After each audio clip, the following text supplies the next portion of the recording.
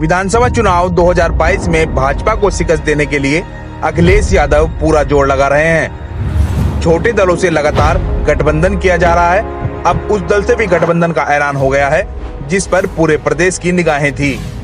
अखिलेश यादव ने चाचा और प्रगतिशील समाजवादी पार्टी के राष्ट्रीय अध्यक्ष शिवपाल यादव से गुरुवार को मुलाकात की।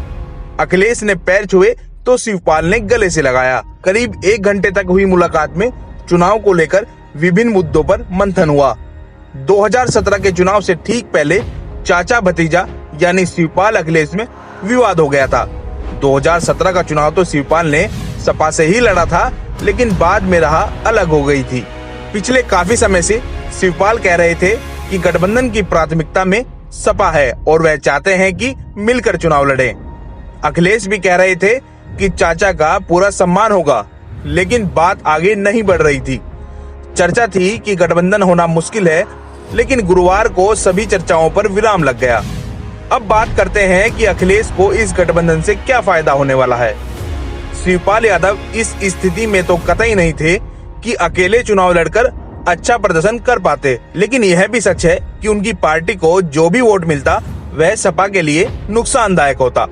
यादव समाज अब करीब करीब पूरी तरह सपा गठबंधन के साथ होगा और वोटों का कोई विभाजन नहीं होगा। प्रगतिशील पार्टी का संगठन करीब करीब सभी जिलों में है, तो उसका भी लाभ मिलेगा। साथ ही कार्यकर्ताओं का उत्साह भी काम आएगा। शिवपाल यादव पश्चिमी उत्तर प्रदेश, अवध, बुंदेलखंड और पूर्वांचल के करीब 10 जिलों की 60 से 70 सीटों पर असर रखते हैं। शिवपाल यादव मुलायम सिंह यादव के छोटे भाई हैं और उनकी गिनती सपा के बड़े नेताओं में होती थी। 2007 में मायावती के शासनकाल में शिवपाल यादव विपक्ष के नेता भी रहे हैं। हालांकि 2017 विधानसभा चुनाव के दौरान अखिलेश यादव और शिवपाल यादव में खटास बढ़ गई थी। अक्टूबर 2018 में शिवपाल यादव ने प्रगतिशील समाजवादी पार्टी बनाने का ऐलान किया था। 2019 लोकसभा चुनाव में उत्तर प्रदेश में अपनी पार्टी के प्रत्याशी भी उतारे थे। इसके चलते सपा को कई सीटों पर नुकसान भी उठाना पड़ा था।